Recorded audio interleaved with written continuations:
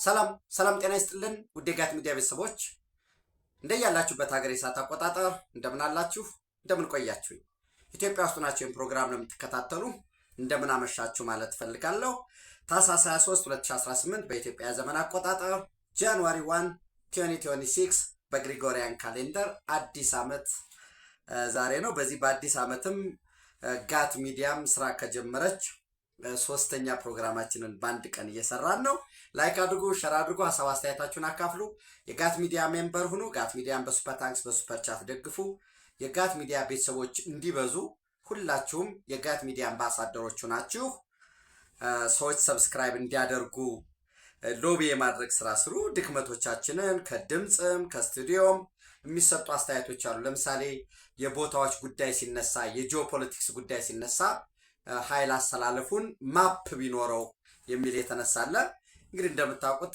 ቀረጻው የሚሰራበት ያው የምታውቁት ነው ለቀባሪ ያረዱትምና ወደፊት የተደራጀ ስቱዲዮ ሲኖር ይሄንን እናደርጋለን ሌሎችም ምስል እናስገባለን ኤዲተር ኖርናል የስራድል ሁሉም ፈጥራለን ከእግዚአብሔር ጋር እናንተን ይዤ ማናሳካው ነገር የለም ዴፊኒትሊ እንደዛ ያምናለሁ ብዙዎቹም ማገዝ ይፈልጋሉ ሶ ኤምቢኤ ሶስት ጉዳዮችን ባጭር ወደ እናንተ አደርሳለሁ አንደኛ ከስልክ ጥሪው ጀርባ ያለውን ጉዳይ ለመፈተሽ እንሞክራለን እንግዲህ ዛሬ ክቡር ጠቅላይ ሚኒስትር ዶክተር አብይ አህመድ ከወዳጄ ከወንድሜ ኢማኑኤል ማክሮን ጋር በስልክ ተወያይተናል በውይይታችንም በሁለትዮሽና በቀጠናዊ ጉዳዮች ላይ ያለን ግንኙነት የበለጠ አጠናክረን ለመሄድ ስምምነት ላይ ደርሰናል ያን ብቻም ሳይሆን ምንድነው የሚሉት የአዲስ ዓመት መልካም ምኞት ተለዋውጠናል የሚል መልእክት ሸር አድርገዋል ቬሪፋይድ በተረጋገጠ የፌስቡክ ገጻቸው በሰሚስ በትዊተርም እንደዛው ማለት ነው a warm new year's exchange with my good friend ከወንድሜ ከወዳጄ ከፈረንሳይ ፕሬዝዳንት ኢማኑኤል ማክሮን ጋራ የመልካም አዲስ ዓመት ምኞት እንኳን አደረሳችሁ እንኳን አደረሰን ተባብለናል as we continue to strengthen our relations ግንኙነታችን እየተጠናከረ በሄደበት ሁኔታ we explore our current and future areas of bilateral cooperation በሁለትዮሽ ግንኙነት አሁናዊና መጻኢ ሁኔታዎችን ዳሰናል ተወያይተናል we also agreed to keep each other informed on regions በቀጠናዊና በአህጉራዊና በዓለም አቀፍ በግሎባል በዓለም አቀፍ ጉዳዮች ዙሪያ የጋራ በሚያደርጉን ጉዳዮች ዙሪያ መረጃ ለመለዋወጥ አብረን በጋራ ለመስራት መግባባት ላይ ደርሰናል ብለዋል ይሄንን እናዛንድ ከዛ ምንድነው በቀጠናዊ ለምሳሌ በባለፈው ማርኮ ሩቢዮ ስልክ ደወሉ ተባለ ከዛ ማርኮ ሩቢዮ ስልክ ደውለዋል ደን ክቡር ጠቅላይ ሚኒስትሩ ማርኮ ሩቢዮ ስልክ ደወሉልኝ አላሉም ሸራ አላደረጉም እና ከዛ ደግሞ የማርኮ ሩቢዮ ስቴት ዲፓርትመንቱ ደግሞ ስልክ አውርቻለሁኝ የሚል በሌሎች በኩል ደግሞ እንተናረገ ሊክ አረገ ያን መረጃ ተከትሎ አንዳንዶቹ ለምንድነው የደወለው ከተለያየ መንገድ አናሊሲስ ሰሩ ቆዩ በኋላ ላይ ዘ ታይምስ ኦፍ እስራኤል መረጃ ወጣ ኢትዮጵያ በፍልስጤም በጋዛ ሰላም ማስከበር አሜሪካ በመትመራው ኢንተርናሽናል ፒስ ስታቢላይዜሽን ውስጥ ሰራዊት እንድታዋጣ ከተጠየቁ ሀገራት መካከል ከ24ቱ አንዷ ነች የሚል መረጃ ወጣ ሶ ያኔ የጋዛ ኢንተርናሽናል ፒስ ስታቢላይዜሽን ስለነበረ የስልክ ጥሪው ያንን ወስዳለን ሌሎች ሁለት ጉዳዮች ውይይት የተደረገባቸው ነበሩ ሶ ከክቡር ጠቅላይ ሚኒስትሩና ዶክተር አብይ አህመድና ከኢማኑኤል ማክሮን ጀርባ ከስልክ ልውውጡ ጀርባ ያለው ምንድነው ስንል ዴፊኒትሊ የባህር በርን እናገኛለን ቀይ ባህርን እናገኛለን አንድ ጅቡቲን ወሰዱ ጅቡቲ ሞር ኦር ለስ የፈረንሳይ ቀኝ እጅ ነው የኢኮኖሚውም የምኑም ሁሉም ዘ ኦቨርኦል ሲስተሙም በፈረንሳይ እንግዲህ አሁን ቅኝ ግዛት ውስጥ ናቸው ማለት ከባድ ነው ግን ፈረንሳይ ነው የሚያሾረው ትልቁ የሚባለው የፈረንሳይ ሆም ብሎ ከምዕራብ አፍሪካ ተገፍቶ ከኒጀር ከማሊ ከኮት ዲቮር ከቻድ ከሴኔጋል በሙሉ ያለው ኃይል ለቆጦ ዋና ማዘዣ ስትራቴጂክ ማዘዣው ጅቡቲ ሆኗል። ሴኪሪቲ ጋራንት ጅቡቲ ከፈረንሳይ ነው የሚያገኝ። ጅቡቲ ደግሞ አሁን ደስተኛ አይደለም። በማን ፈረንሳይ እስራኤል ለሶማሌላንድ እውቅና በመስጠቷ ነርዘርን ሪጅን የሚባለው አውዳል ስቴትን ጨምሮ ሰልፍ እናረጋለን፣ እስራኤል ለሶማሌላንድ የሰጠችውን እውቅና እንቀበልም እያሉ ነው። የጅቡቲ ኢንፍሉዌንስ ያለበት ነው ያ ፖለቲካ። ነርዝ ዌስተርን የሚባለው ሶል፣ ሰናግ፣ ካይል ያሉበት ያንን የሚያዋስን ከጅቡቲ ጋርም ከገልፍ ኦፍ ኤደን ጋርም የሚዋሰን በአብዛኛው የጅቡቲ ክሊክ የሆነ ያለበት ነው።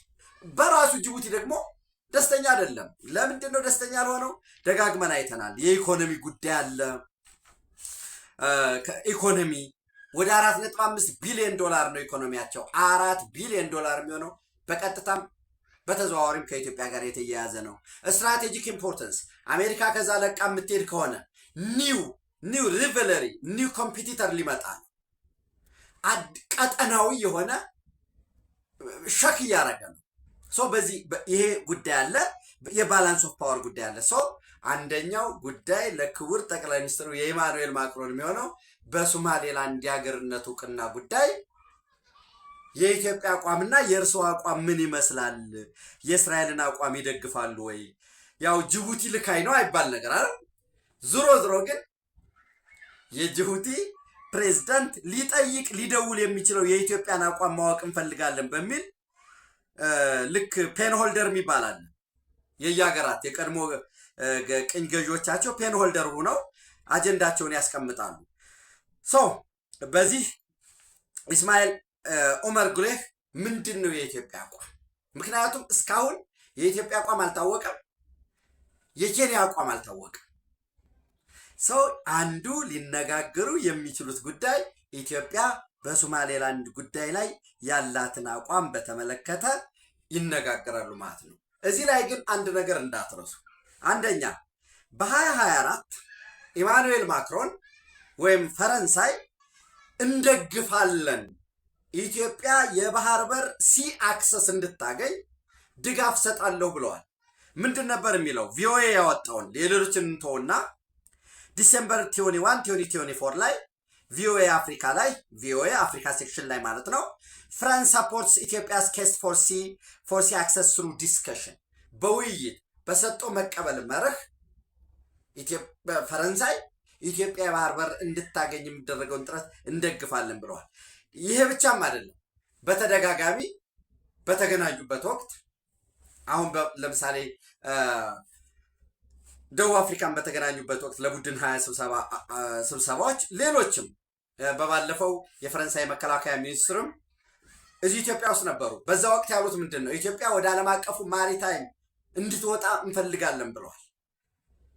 በዚህ ሁኔታ ላይ አንደኛው የውይይታቸው አስኳል ኢትዮጵያ የባህር በር ባለቤት በምትሆንበት መንገድ ነው። የሶማሌላንድ ጉዳይ የኢትዮጵያ አቋም እስካሁን ባለው በኒውትራሊቲ የሚቀጥል ይሆናል። እስራኤል ግን እንደ አንድ እዚህ ላይ ያለው እስራኤል ግን እንደ አንድ ሉዓላዊ ሀገር እውቅና የመስጠትም ከማን ጋራ ግንኙነት ትፍጠር ከማን ጋር ግንኙነት መፍጠር የለባትም የሚባለው ጉዳይ ሌላ ጉዳይ ነው። ኢትዮጵያ የምትዘውን አቋም ሶማሌላንድን በተመለከተ የምትዘው አቋም ግን ዴብዝ የሆነ ዝም ብሎ ከአጭር ጊዜም አኳያ ሳይሆን ከረዥም ጊዜም አኳያ ሳይሆን ስትራቴጂካል ቲንኪንግ የሚጠይቅ ጉዳይ ነው የሚሆነው ማለት ነው። ሌላ እንግዲህ የአበዳሪ ህንድ እንደምታስታውሱት ህንድ አንዱ የአበዳሪ ክለቦች አባል ሀገር ነው። በዚህ ረገድ ፈረንሳይም በዛ ውስጥ ቻይናም አለበት። በብድር በፋይናንስ ጉዳይ ንግግር ይኖራል። ከስልክ ልውውጡ ጀርባ ዝሮ ኢቨንቶችን ክሪቲካል አናሊሲስ መስራት አለበት ነው። ኦኬ ክቡር ጠቅላይ ሚኒስትሩ የፈረንሳይ ፕሬዚዳንት ኢማኑኤል ማክሮን ከክቡር ጠቅላይ ሚኒስትር ዶክተር አብይ አህመድ ጋር ስልክ ተለዋወጡ። ኦኬ ምንድን ነው ቀጠናዊ ሁኔታ ያለው? ዓለም አቀፋዊ ሁኔታ ምን አለ? አሁን ኢትዮጵያ ወደ ቴሌብሬሽን ምንድን ነው ወደ ውጤት ወደ የባህር በር ጉዳይ አሁን ጥያቄ ማቅረብ ጥያቄውን ለዓለም አቀፉ ማስረዳት ሳይሆን ወደ ውጤት ልንገባ ነው። በዚህ ጉዳይ ጋራ የፈረንሳይ ሚና ምን ይመስላል በሚለው ጉዳይ ላይ ከስልክ ልውውጡ ጀርባ የሶማሌላንድ፣ የእስራኤል፣ የሶማሊያ፣ የጅቡቲ፣ የፈረንሳይ ጉዳዮች እንደዚህ ኮኔክት አድርጋችሁ የበለጠ ደግሞ እናንተ እያሰፋችሁ እንድትሄዱ ኢንሳይት ለመስጠት ነው። ሌላው ሁለተኛው ጉዳይ ምናልባት አንድ ያው ኢትዮጵያ ውስጥ ለምትኖሩ የጋት ሚዲያ ቤተሰቦች የንግድና ቀጠናዊ ሚኒስትር ዛሬ ታህሳስ 23 የሁሉም የነዳጅ ምርቶች የነዳጅ፣ የቤንዚን፣ የነጭ ናፍጣ፣ የኬሮሲን፣ የአውሮፕላን ነዳጅ በሙሉ ዋጋው ባለበት እንዲቀጥል ማለቴ በታህሳስ 23 2018 ጀምሮ የሁሉም የነዳጅ ምርቶች የችርቻሮ መሸጫ ዋጋ በታህሳስ ወር በነበረበት እንደሚቀጥል ነው እንግዲህ የገለጸው። ስለዚህ ከታህሳስ 23 እስከ ጥር 23 ለቀጣይ አንድ ወር ባለበት ይቀጥላል ማለት ነው። የተወሰነ ጭማሪ ሊኖር ይችላል በሚል አንዳንድ ቦታዎች ላይ ዝም ብሎ ኪስ ቦታዎች ላይ የለም ምናምን ማለት ነገር ነበር። በነገራችን ላይ ይሄንን የውስጥ መንግስት ውስጥ ያሉ ሰዎችን መረጃ እንዲያቀብሉ ማድረግ አይቻልም። የፈለገው ብታደርገው ኢንተረስትም ሊኖር ይችላል። እንደው ዝም ብለን ኮንፍሊክት ኦፍ ኢንተረስት አይኖርም እንኳ ብንል ሊደረግ የሚችለው ሲስተም ነው የሚፈታው። ዲጂታላይዜሽን ይፈታዋል። ወደፊት እያንዳንዱ የነዳጅ ማደያ ምን ያህል ሌትር አለው ዘንድ እንደ ከተማ ምን ያህል አለን ዴይሊ በአንድ ማዕከል ሆኖ በሲስተም የነዳጅ ሽያጩ በሲስተም ይከናወንና ዘንድ የሚገዛው ለምሳሌ እኔ ዝም ብዬ ሂጄ ስገዛ ኦኬ ሶፍትዌር ዲቨሎፕ እያደረኩ ነው አይደል? የፔትሮል ስቴሽን ሲስተም እዚህ እናንተን እያወራሁኝ ሰው እኔ መኪና ቢኖረኝ መኪና ይታወቃል 50 ሊትር ማክሲመም ፖቴንሻሉ 50 ሊትር በሚይዝ ላይ 150 ሊትር ቀዳሁኝ እንዳለን በዛው ደግሞ ፍጆታንም ለማጥናት ይጠቅመናል። የትኛው ሞዴል ነው የበለጠ ነዳጅ እያባከነ ያለው በዛ ዲሲሽን ተመስርቶ ለወደፊት ደግሞ ሪሰርች የሚሰራ ይኖር ይሆናል። የየትኛው ሀገር ምርቶች ናቸው ብዙ ነዳጅ ኮንሰምፕሽን ያለው የየትኛው ሞዴል ለሚለውም ሲስተም ላይ ተቀምጦ እኔ ነዳጅ በስልካችን ላይ የሚጫን እዛም ኮምፒውተሩ ላይ የሚያልቅ ልክ ያኔ የቴሌብር ክፍያ እኮ ግርግር ፈጥሮ ነበር። አሁን ተለምዷል። ምንም ችግር የለው። ልክ እንደዚህ ይሄ ፔትሮል ሊሆን ይችላል ከዋናው ከማዕከል የሆነ ሰሙኤልስ ገለልተኛ ካለ ሞኒተር የሚያደርገው የነዳጅ ጉዳይን የሚከታተልም አለ። የነዳጅ ኮሚሽን የነዳጅ ባለስልጣን እሱ ጋር አንድ ያለ ሆኖ ሌሎች ደግሞ ጋር ሆኖ ሰው እኔ መኪና ካለኝ 50 ሊትር ከሆነ የሚይዘው ሄጄ 50 ሊትር ገዛለሁ። ሰው ኮንሰምፕሽኔ ለስንት እንደሆነ ይታወቃል። የሆነ ቀን ላይ ሄጄ ዝም ብዬ 50 ሊትር ይዞ ሄዶ የዛ መኪና ደግሞ በተመሳሳይ ሲስተሙ ላይ ያ ኮምፒውተራይዝድ ላይሆን ይችላል። ሁሉም መኪና ግን ያለውን ምን ያህል ኪሎ ሜትር እንደሄደ ሁለቱንም ፍጆታውንም ለማወቅ ይሄ ከተደረገ በኋላ ሲስተሙ ላይ ሄጄ 50 ሊትር ገዝቼ ቀድቼው ከሆነ ፍላግ ሊያረግ ይችላል ነዳጅ ማደያ ጋር። ያ ካልሆነ በቀር ነዳጅ ሊጨምር እንደሚችል የሚናገር ሰው ይኖራል። መላእክት አይደሉማ የሚሰበሰቡ። ዝሮ ግን ባለበት እንዲቀጥል ተወስኗል። ኢትዮጵያ ውስጥ ላላችሁ ውጭ ላይ ለምትኖሩ ይሄ መረጃ ላይ ጠቅማችሁ ይችላል። ሰው የጉዳዩ ዲጂታላይዜሽን ነው። ሲስተም ነው የሚፈታው። እውነት ነው። ሲስተም ብቻውን ደግሞ ችግርን አይፈታም። የሰዎችን ክፍተት ግን ሲስተም ያስተካክላል። የሲስተምን ክፍተት ደግሞ ሰዎች እያስተካከሉ በዚህ በዲጂታላይዜሽን ስንሄድ የት ጋር ነው ያለው ነዳጅ ለምን ሲስተሙ ላይ እናረጋለን። ይሄ መለኪያ ሊቬሎ ይዞ ይሄን ያህል ነዳጅ አለ ይሄን ያህል ነዳጅ የለም የሚለው ይቀርና ከዛ ይሄን ያህል ነዳጅ አራግፈሃል። ኦኬ የሆነ አካባቢ ላይ ለምን ነዳጅ አለቀ የነዳጅ ኮንሳምፕሽኑን አይተን ነዳጅንም ራሱ በጣቢያ ላይ ልክ እንደ አዲስ አበባ ይሄን ያህል ሚሊዮን ሊትር ነው በወር የሚቀርብለት ከተባለ እዛ አካባቢ ያሉ ነዳጆች ላይ የበለጠ ስላለ ያንን አካባቢ ደግሞ የነዳጅ ኤሪያ ልንከፍት ፊውል ኤሪያ ኤቢሲ አይደል ነው እንግዲህ በሆነ ሬድ ግሪን ምናምን እንለዋለን ነው እሱን ማድረግ ነው የሚቻለው። ዝሮ የነዳጅ ጉዳይ ይህንን ነው የሚመስለው። ሌላው እንግዲህ ምናልባት በዚህ ረገድ እንዴት እንደ የበለጠ ማስፋት ይጠበቅብናል። ሻቢያ ማስጠንቀቂያ ሰጥቷል ለፋኖ ኤክስክሉሲቭሊ ከኔ ብቻ ነው የምታገኙት ይሄን መረጃ። ሻቢያ ፋኖን አስጠንቅቋል። አፋህድና አፋብሃ እንዲዋሃዱ በጋራ እንዲሆኑ በሚል አመራር ተመርጧል። ዘመነ ካሴ ሻዕቢያ መርጦ ተቀበሉ ብሏቸዋል። አንቀበልም ያለ ቡድን አለ። ለምሳሌ ከጎንደር እነ ሀብቴ ወልዴ ተቀብለዋል። ነገር ግን ሰለሞን አጣናው፣ እነ ጌታ አስራደ፣ ፋኖ ተሾመ አበባው እብናት አካባቢ የሚንቀሳቀስ ልጅ ነው። እሱ ሊቀበል እንደሚችል እየተገለጠ ነው። እነ መሳፍን ተስፉ እና ሀብቴ ወልዴ አንድ ናቸው። የዘመነን ተቀብለዋል። ነገር ግን ሰለሞን አጣናው፣ ጌታ አስራደ እነኚህ የሚመሩት በተወሰነ ደቡብ ጎንደር አካባቢ ደግሞ የሚንቀሳቀስ ወደዚህ ይሄ ጃራ ገዶን ይዞ ወደ እስቴ አካባቢ የሚንቀሳቀሰው ደግሞ የለም። አንደኛ በትክክል ነው መምረጥ ያለብን። ዘመነ ካሴ እኛን ሊመራን አይገባም። ቅሬታ አለ፣ በህዝቡ በኩል የሚነሱ ጉዳዮች አሉ። ሁለተኛ ደግሞ እንድንዋሃር ተብሎ የፕሮግራም ተብሎ የቀረበው ትክክል አይደለም። ከህዝባችን በኩል እየተነሳብን ያለ ጉዳይ አለ። ስለ ወልቃይት ያለን አቋም በግልጽ ዶክመንቱ ላይ ይቀመጥ በሚል ጠዋት ላይ ለመስራት ሞክሬያለሁ። የተወሰነ ሰነድ ደርሶኛል። የምጠብቀው ሰው ስላለ ነው። ወልቃይት በግልጽ በፕሮግራሙ ላይ ተካቶ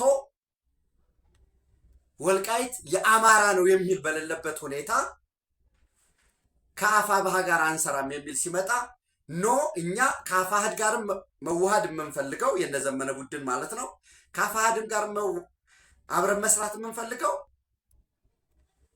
ጎንደር ካላችሁት ጋር ነው። ከሸዋው ጋራ ከነ እስክንድር ነጋ ያለበት ከነሱ ጋር መስራት አንፈልግም። እስክንድር ነጋ አይካተትም። ጭራሽ ሸዋ ላይ ያለው አፋሕድ የሚባለው የቀረውን አብረን አንሰራም። ከተማሙ ምናምን ያለበት አንሰራም። በተመሳሳይ ወሎ ላይ ያለውም እነ ኮሎኔል ፋንታሁን ሙሀቤ ለመግባት ዝግጁ ስለሆነ ከመንግስት ጋር እየተደራደረ ስለሆነ እየተደራደረ ነው አላልኳችሁም? እነ ዘመነ ያሉትን ነው የምነግራችሁ። ለመግባት ዝግጁ ስለሆነ ከሱ ጋርም አብረን እንሰራለን አንልም። ነገ ገቡ የሚባል ዘመቻ ነው የሚፈጥርብን። በዚህ ምክንያት እናንተ የጎንደሮች ጋር አብረን እንስራ የሚል ቀረበ። አሁን አንሰራም። የወልቃይትን ጉዳይ በግልጽ አልተቀመጠም። ከዚህ ባለፈ ደግሞ ዘመነሽ መሪ ይሁን ብለን ብንቀበል እንኳ ዘመቻ መምሪያውን የፖለቲካ መምሪያ ምክትል ብዙ ስልጣን ለኛ ሊሰጠን ይገባል በሚል እንግዲህ ጫካ ላይ የቁጥቋጦ ስልጣን ማጣልቷቸው ችግር የተፈጠረበት ሁኔታ ነው ያለው። በሀብቴ ወልዴ የሚመራው እነ መሳፍንት ተስፉ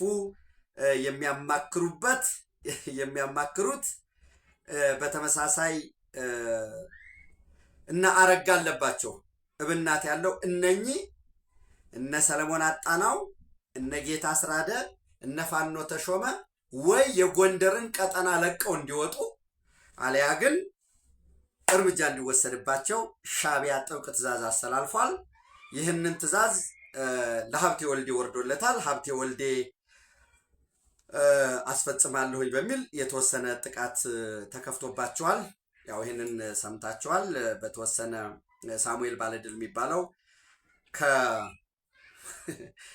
እንግዲህ ሳሙኤል ባለድል የነበረው ወደ ቋራ ነበር፣ ደለጎን ይዞ ነበር የሚንቀሳቀስ የነበረው። ከዛ ተነስቶ ወደ አርማጭሆ ከሄደ በኋላ አርማጭሆም ሊገድሉት ብለው የሞቱ ሰዎች አሉ ብዙ። ነገር ግን እሱ ለጊዜው አምልጦ የተደበቀበት ቦታ አይታወቅም። እስካሁን መግለጫ አልሰጠም። በተመሳሳይ እነ ሰለሞን አጣናው እነ ጌታ አስራደ እነ ተሾመ አበባው አብሮ እቀበላለሁ እንዲል በእነ መሳፍን ተስፉ በኩል ዛሬ ምሽት አሁን ይህንን ቀረጻ ሳደርግ ወደ 12 ሰዓት ተኩል ነው። ምሽት 11 ሰዓት አካባቢ ተደውሎለት እንደነበረ ነው መረጃ ያለኝ። ዞሮ ጎንደር ላይ ፋኖ እርስ በርስ ሊታኮስ አቅጣጫ ከሻዕቢያ ተሰጥቶታል። ምንም አይነት ድጋፍ ለነ ሰለሞን ለነ ጌታ አስራደ ለነ ተሾመ አበባው እንዳይደርስ እንዲሁም በዚህ በጃራ ገዶ ባለው በስቴ በጎጃም በኩል ያለው ደግሞ የነዘመነው በሞጣ በኩል ያለውም ኃይል ተሻግሮ በመካነ ሰላም በኩል ተሻግሮ ወደ ጎንደር ሄዶ በእነሱ ላይ እርምጃ እንዲወስድ ጎንደር ከዚህ በኋላ ከአፋብኃ ውጭ ሌላ ማንም አያስተናግድም የሚል አቅጣጫ ተቀምጧል። ይህንን ጥብቅ አቅጣጫ የሰጠው ሻዕቢያ ነው። ያለኝ ምክር ለወንድሞቼ እርስ በርስ አትሙቱ፣ እርስ በርስ አትጋደሉ፣ የትም ላይደርስ ትግሉ። ኑ በሰላም ወደ ቤታችሁ ኑ። የሚያዋጣው ሰላም ነው። የሰላምን መንገድ ኦፍኮርስ አንዳንዶቹ የምንሰማው ነገር ይኖራል። እንዴት ተብሎ ለሻዕቢያ መገረድ ምን ይጠቅማል የሚል መልእክት አለኝ። ሌላው እንግዲህ ምናልባት ከዛሬ ጀምሮ ዛሬ ጃንዋሪ 1 ነው። ለመጪዎቹ 31 ቀናት የቀረው 30 ቀን ነው። ዛሬ አንዱ ስላለቀ ሶማሊያ የጸጥታው ምክር ቤት ሰብሳቢ ሁና ታገለግላለች። ያው ኖሚናል ነው ቦታው። ኖሚናል ነው ሲባል ጥቅም የለውም ማለት አይደለም። አጀንዳ ሴት ማድረግ፣ ስብሰባ መጥራት፣ በሚወያዩበት ላይ ሎቢ ማድረግ የሚያስችል ነው። ይህንን ለቀጣይ 1 ወር የዩናይትድ ኔሽንስ ሴኩሪቲ ካውንስል ቸርማን መሆኗን ተከትሎ ሶማሊያ እንዴት ልትጠቀምበት ትችላለች የሚለውን አብረን የምናየው ነው የሚሆነው። ኖሚናል ቢሆንም ጉዳዩ ማለት ነው። ግን ያው ኖሚናል የሚባል የለም አስፋራስ መጠቀም እስከተቻለ ድረስ ማለት ነው። ከዚህ ባለፈ እንግዲህ ኢራን ላይ ዛሬ 4ኛ ቀኑን የያዘ ህዝባዊ ተቃውሞ ቀጥሏል። 4ኛ ቀኑን የያዘው እንግዲህ ተቃዋሚዎች እያነሱ ያሉት እኛ በውሃ ተቸግረን በኑሮ ውድነት ተቸግረን እያለ የአያቶላህ አምባገነኑ የአያቶላህ መንግስት ግን ለሚሳኤል እና ለኒውክሌር ልማት በሚል በቢሊየን ዶላር ገንዘብ እየመደበ ነው። አንድ ሁለተኛ ለታጣቂዎች ለሐማስ፣ ለሂዝቦላ፣ ለኢራቅ ሚሊሻዎች ለተለያየ ኦፍኮርስ እንግዲህ ይህንን መረጃውን የምናነብበት እያንዳንዱ ቢቢሲ የራሱን ኢንተረስት ይዞ ነው የሚያወጣው። አልጀዚራ የራሱን ኢንተረስት አለው። ኢንተረስት የሌለው ሚዲያ የተለያየውን ለማየት ሞክሬያለሁ። የፕሬስ ቲቪን ለማየት ሞክሬያለሁ። ፕሬስ ቲቪ አንድ ቦታ ላይ ብቻ ነው የኑሮ ውድነት እንዲስተካከልላቸው ኢስፋሃን አካባቢ የሚኖሩ ዜጎች ጠየቁ ብሎ ነው ያለፈው። አልጀዚራ የኢራንን ጉዳይ በጣም በስፋት መዘገብ አይፈልግም። ለምን? አሁን ባለው በሪጂናል ባላንስ መነጣጠል እንዳይሆንበት። ዝሮ ግን 4ኛ ቀኑን ይዟል። የተወሰኑ ሰዎችን ማሰር ጀምሯል የኢራን መንግስት። አንድ ሰው አንድ ታጣቂ እንደሞተ ወደ 4 ሰዎች ላይ ደግሞ ጉዳት እንደደረሰ። ለምን አሁን ወደ መግደል፣ ወደ ማሰር፣ ወደ ዲክታተርሺፕ ቢገባ አሁን ካለው ሁኔታ ጋራ በተለይ በቀጣይ ጥቃት የመፈጸም እድሉም ስላለ ይሄ ስጋት የፈጠረበት ሁኔታ ነው ያለው። ዝሮ የቀይ ባህር ቀጠና እጅግ በጣም ታይቶም ተሰምቶም በማይታወቅ ሁኔታ በከፍተኛ ደረጃ እየተናወጠ ነው ያለው። በዚህ በጣም ሲናወጥ በጣም ሲጦዝ የሆነ ቦታ ላይ ቦታችንን መያዝ መቻል አለብን። የውስጥ ጉዳያችንን በይደር እንኳን አቆይተን ዓለም አቀፋዊ ቦታዎቻችንን ከያዝ የውስጥ ጉዳዮቻችንን መፍታት እንችላለን። በዚህ ኢትዮጵያ አቋሟ እንድታሳውቅ ወይ ሶማሌላንድን የሀገራዊ እውቅና ሰጥቻለሁኝ ብላ ከዚህ ከእስራኤል ጎን ነኝ ብላ በዚህ በሙሉ ለመነጠል እውቅና አልሰጥም ብትል ደግሞ ሌላውንም ለመነጠል ከዛ ይልቅ በጥልቀት እያሰብንበት እያየንበት ነው። የኢትዮጵያ የጸና አቋሟ ግን የራሷ የሆነ ሶቨሪን በራሷ የምታዝዝበት በራሷ የምታለማው ደቡባዊ ቀይ ባህርን አሰብን ያካተተ ነው። በዚህ ረገድ ወደ ግጭት ሳይገባ በድርድር በሚፈታበት መንገድ ካለ ለዚያውም ደግሞ ክቡር ጠቅላይ ሚኒስትሩ ከዚህ በፊት እንዳሉት አታዘግዩት፣ ጊዜ አንፍጅ ባሉት መሰረት ውይይቶች እየተካሄዱ ነው። ሌሎች 2 የስልክ ልውጦችም አሉ። በቀጠናው ጉዳይ ኢትዮጵያ በአፍሪካ ቀንድ ግጭት እንዳይኖር አንከር ስቴት ሆና የምትቀጥል ይሆናል። ኢትዮጵያ በክብር ለዘላለም ትኖር። ታንኪዩ